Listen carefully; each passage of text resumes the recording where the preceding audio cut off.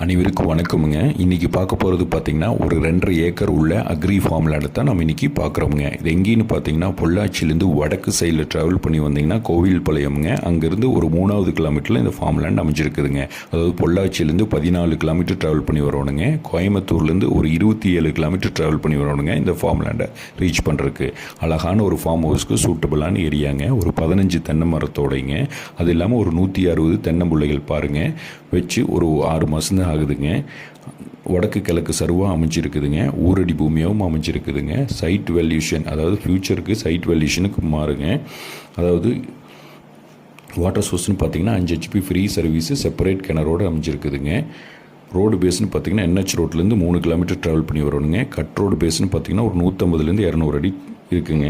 Owner என்ன rate code பண்ணுறாருன்னு பார்த்தீங்கன்னா பெர் ஏக்கர் 80 லட்ச ரூபா ஃபைனல் கேட்குறாருங்க. மறக்காமல் நம்ம சேனலை சப்ஸ்கிரைப் பண்ணுங்கள். தேங்க்யூ ஃபார் வாட்சிங்.